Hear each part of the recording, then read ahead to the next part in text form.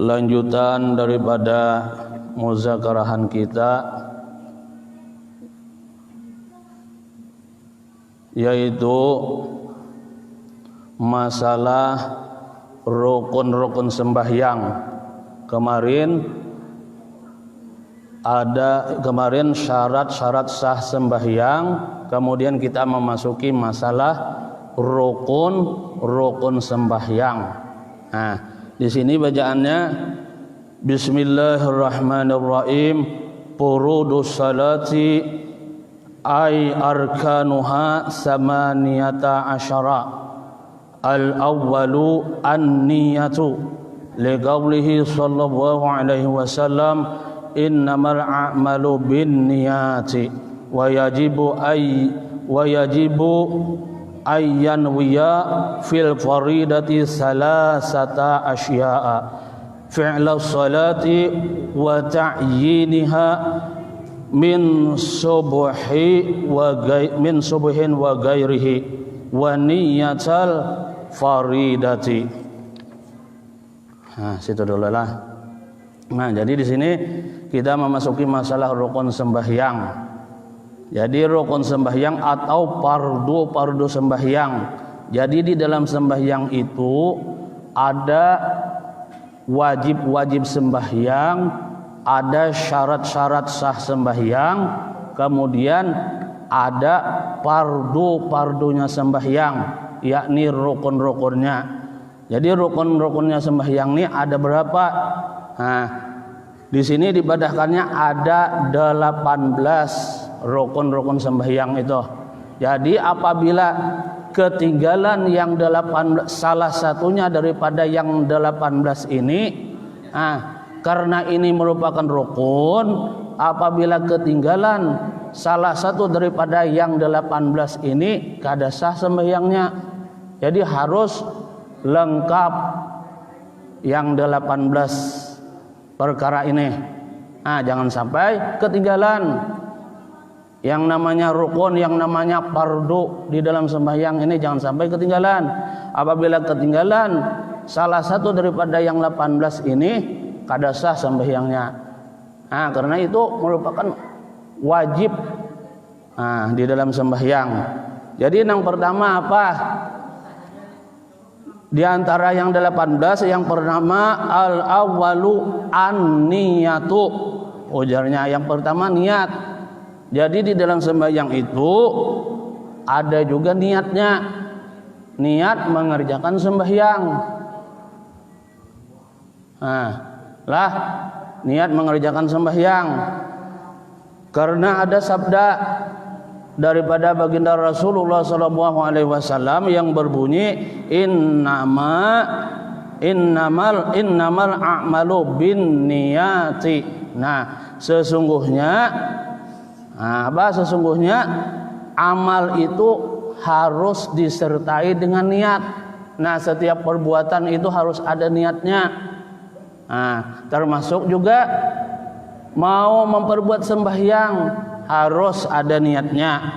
Di sini wa yajibu ayyanwiya bis salati. Ujarnya wa yajibu ayyanwiya fil faridati. Ujarnya wajib seseorang yang mau mengerjakan sembahyang itu, sembahyangnya sembahyang fardu, yang wajib apa?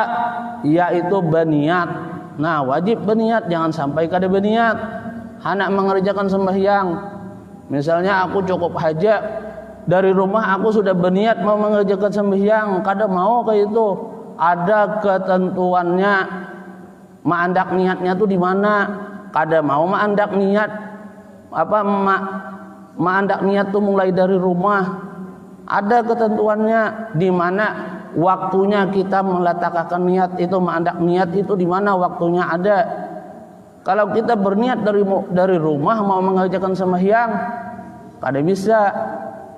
Karena meletakkan niat itu ada tempatnya. Yaitu wajib seseorang itu berniat pada salat fardu itu 3 perkara Nah, yang pertama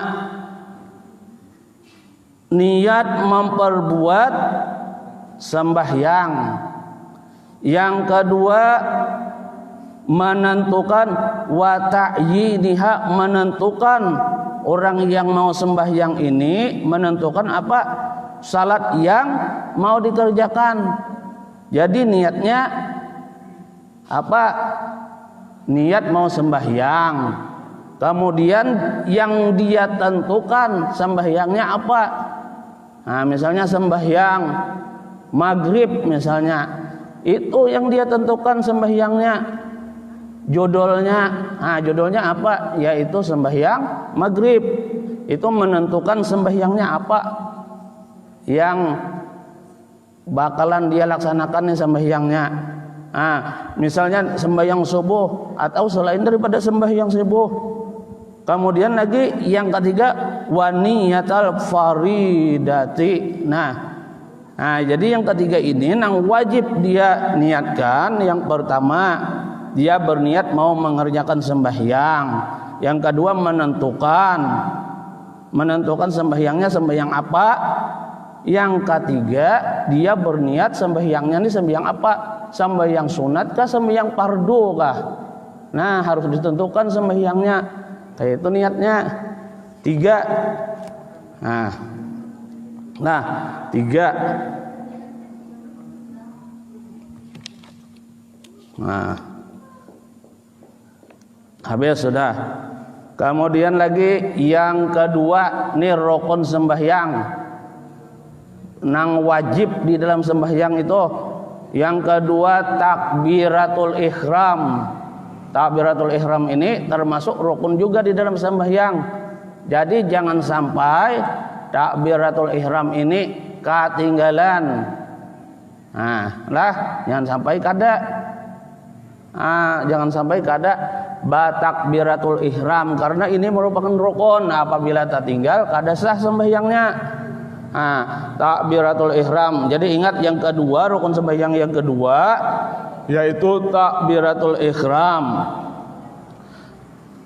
Nang kayak apa gerang? Yang namanya takbiratul ihram ini. Nah, jadi yang namanya takbiratul ihram ini ya nang kita lapaskan yang biasa kita baca seperti Allahu Akbar. Nah, itu bacaan takbiratul ihram. Berdiri dulu, kemudian baru mengucapkan kalimat Allahu Akbar. Itu takbiratul ihram namanya.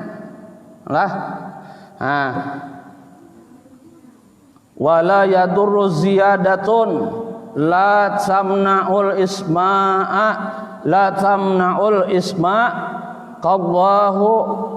qallahul jalilul akbar ujarnya. Nah, jadi kada bang apa ujarnya? Kada mudarat menambahkan. Jadi kada menambahkan nama Allah, nama atau asma Allah yang berbunyi Allahul Jalilul Akbar. Misalnya ada orang yang seperti itu membaca takbiratul ihram itu dengan bacaan yang seperti itu Allahul Jalilul Akbar ujar. Misalnya ada orang nang kayak itu. Jadi kita misalnya kita tahu dibolehkan aja bacaannya nang kayak itu. Ada orang misalnya yang jadi imam kayak itu membaca lapas takbiratul ihram, berdiam aja kita. Jadi karena kita tahu, karena dibolehkan aja, kada mengapa, kada mudarat orang menambahkan lapas takbiratul ihram itu dengan bacaan Allahul Jalilul Akbar. Misalnya di suatu tempat kita sembahyang, kita kada pernah ikut sembahyang di situ, baru pertama kali sembahyang di situ. Pas kita ikut, sekalinya imamnya ini mengucapkan lapas takbiratul ihram yang seperti ini, misalnya Allahul Jalilul Akbar ujar imam. Kada bapak. Jadi kita tuh kada bingung karena kita tahu aja, dibolehkan aja. bacaan lapas takbiratul ihram yang seperti ini ujarnya. Pada Bapak boleh aja. Misalnya ada yang seperti itu, tapi jarang sekali ditemukan bacaan yang seperti ini. Kebanyakan selalu Allahu Akbar lah. Kadang-kadang kayak itu. Ada jarang. Tapi kalau ada orang yang seperti itu, kita diam aja karena kita tahu bahwa bacaan yang seperti itu dibolehkan aja. Jadi boleh aja kayak itulah. Misalnya kita di mana sembahyang atau di Arab misalnya kan, di mana lah, di daerah selain di daerah kita misalnya kan ketemu yang gitu, diam aja kita karena dibolehkan aja. Kada memudaratkan dengan sembahyang kita. Nah, kemudian ujarnya wajibu qarnun niyati. Wajib ma'andak niat. Nah, wajib memasang niat itu bi awali takbiratil ihrami ujarnya. Wajib ma'andak niat itu dengan awal bacaan takbiratul ihram. Misalnya ada pendapat orang, aku sudah berniat mulai dari rumah turun mau berjamaah ke masjid. Aku ma'andak niat mulai dari rumah sudah hendak sembahyang ke masjid. Bolehlah kayak itu? Ada boleh kayak itu karena nih wajib ma'andak niat itu di awal takbiratul ihram. Jadi misalnya kita bertakbir Allahu Akbar. Jadi di situ kita ma'andak niatnya. Jadi kada sah orang yang berniat sembahyangnya niatnya dari rumah. Jadi niatnya itu andaknya di awal takbiratul ihram, bukan di rumah niatnya.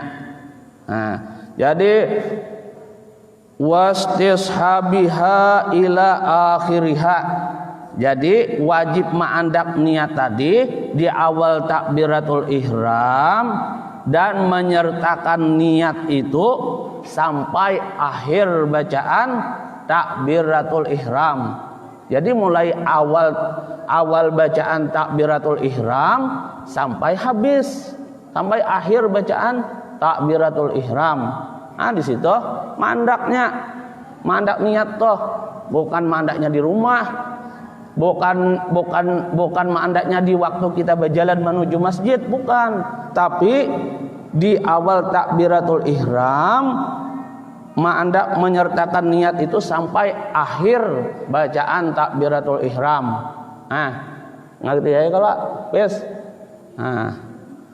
Dan mengerti lah, kira-kira mengerti ya kalau nyaman aja.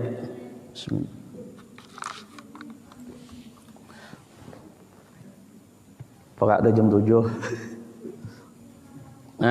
Sedikit membacakan masalah syaratnya nih. Syarat takbiratul ihram. Jadi takbiratul ihram ini ada juga syarat-syaratnya. Kayak apa? Yang pertama syaratnya lah, syarat takbiratul ihram ini membacanya takbiratul ihram itu di waktu berdiri.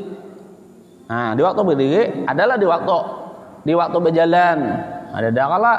Jadi ma'andak membacanya takbiratul ihram itu di waktu berdiri pada salat fardu.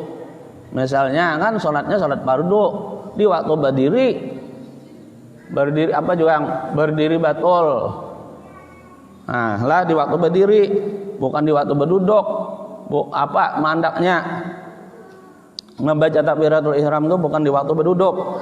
Yang pertama di waktu berdiri pada sembahyang fardu. Yang kedua dengan bahasa Arab. Yang kedua dengan bahasa Arab bagi orang yang kuasa atasnya berbahasa Arab lah. Yang kedua bahasa Arab kadada Allah Maha Besar. Kadada takbiratul ihram yang kayak itu. Jangan kayak itulah, jangan sekali-sekali kayak itu. Allah Maha Besar, jangan kayak itu. Jadi lapas bacaan takbiratul ihram itu yaitu dengan berbahasa Arab, yaitu Allahu Akbar. Kemudian yang ketiga dengan lafaz, dengan bacaan Allahu Akbar. Itu takbiratul ihram. Maka tidak sah dengan bacaan, nah, yang tadi kan boleh saja Allahul Jalilul Akbar boleh saja, tapi kalau yang seperti ini Ar-Rahmanu Akbar, Ar-Rahmanu Akbar, kayak itu bacaan takbiratul ihram. Nah, kada boleh gitu. Jadi tidak dengan lafaz Allahu Akbar, maka kada sah dengan bacaan Ar-Rahmanu Akbar.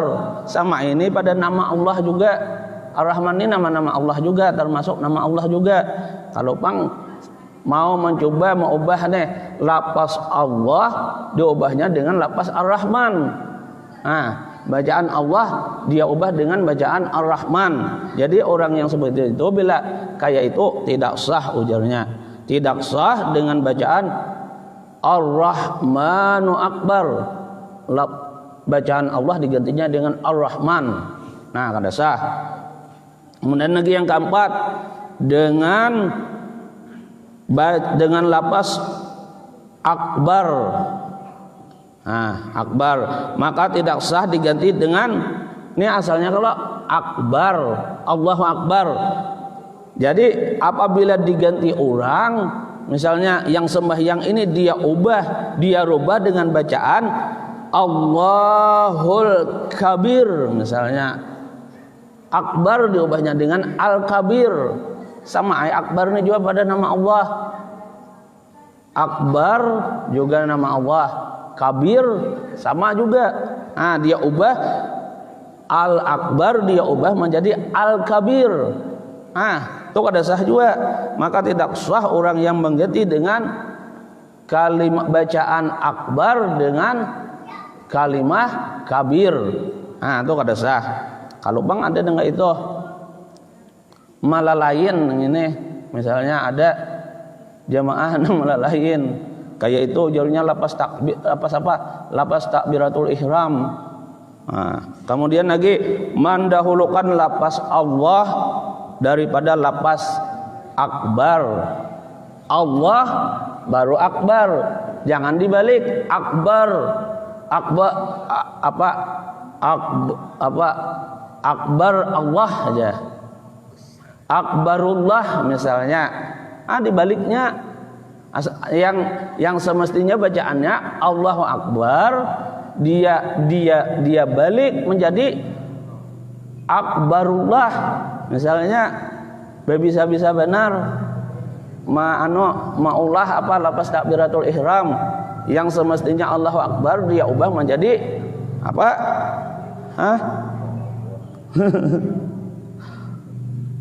Itu tadilah ananya tadi lapas Allah dari lapas Akbar. Kemudian lagi jangan memanjangkan hamzah dari lapas Allah.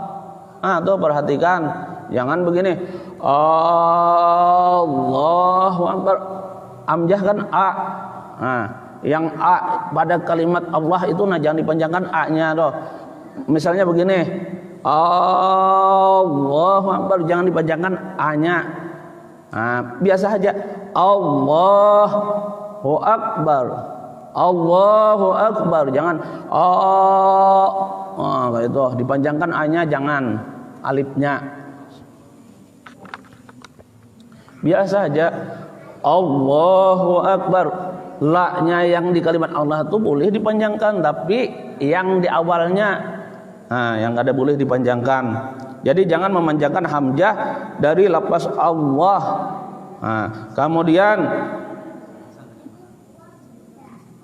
Kemudian jangan memanjangkan ba akbar, seperti akbar, ba-nya jangan dipanjangkan seperti akbar.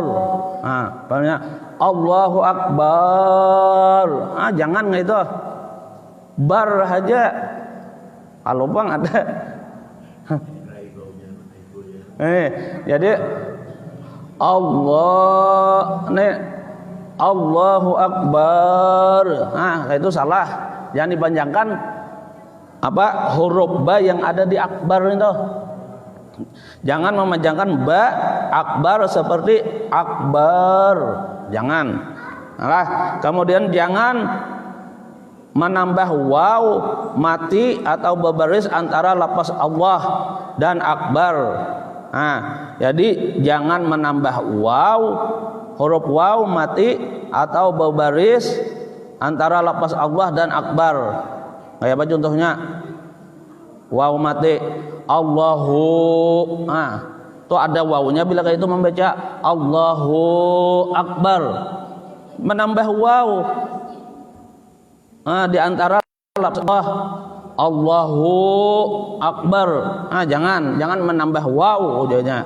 Jangan menambah waw mati atau berbaris antara lafaz Allah dan akbar. Yang berbaris Bang ya Pak?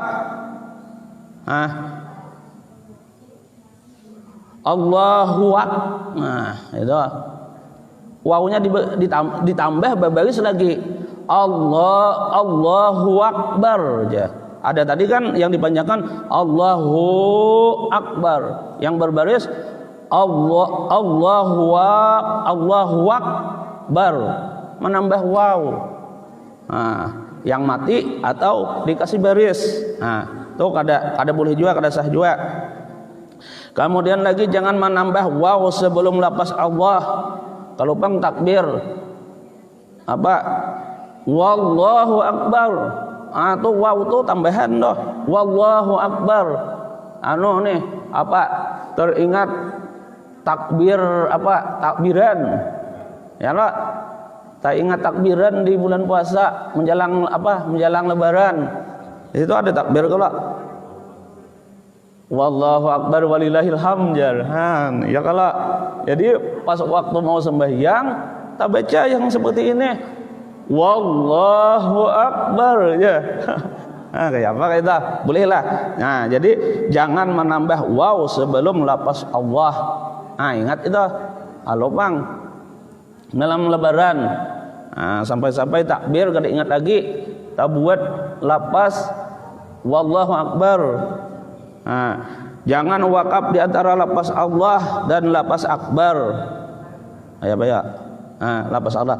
Allah diwakafnya dulu Allah akbar. Nah, itu ada boleh juga.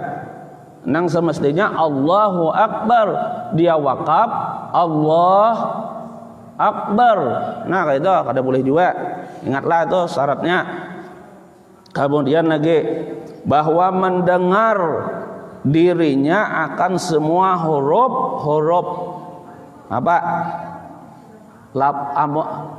Takbiratul ihram itu nah jadi dia harus mendengar bahwa mendengar dirinya akan semua huruf lafaz takbiratul ihram itu.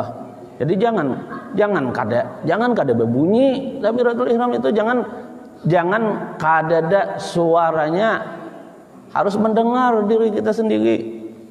Nah, jika baik pendengarannya dan tidak ada guruh, tidak ada bunyi-bunyi, tidak ada bunyi-bunyian misalnya kan. Jadi harus mendengar dirinya akan semua huruf takbiratul ihram itu, lafaz Allahu akbar itu harus mendengar telinganya. Jangan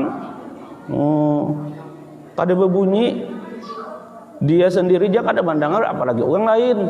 Kada ada kada terdengar dengan telinganya sendiri. Itu termasuk syaratnya juga lah. Bahwa mendengar dirinya akan semua huruf-huruf bacaan takbiratul ihram itu. Itu harus mendengar, telinganya sendiri itu harus mendengar. Jika baik pendengarannya dan tidak ada guruh suara-suara yang menegah untuk mendengar bacaan tersebut. Nah, kemudian lagi masuk waktu pada salat yang punya waktu, baik salat itu fardu atau sunat. Nah, yang punya waktu seperti salat maghrib itu ada waktunya. Kalau jadi harus masuk waktunya. Membaca takbiratul ihram itu bila kada masuk, kada sah juga, harus masuk waktu pada sembahyang yang punya waktu seperti sembahyang maghrib. Sembahyang 5 waktu ini kan ada waktunya masing-masing. Itu harus masuk. Kemudian mengucap takbir itu pada ketika menghadap kiblat. Sudah maulah di waktu berjalan dari rumah menuju masjid sudah berniat takbiratul ihram, ada mau harus menghadap kiblat takbiratul ihram. Selain sembahyang takbir sidatul khauf lah, jangan cedera sekalian huruf-hurufnya. Jangan cedera. Kemudian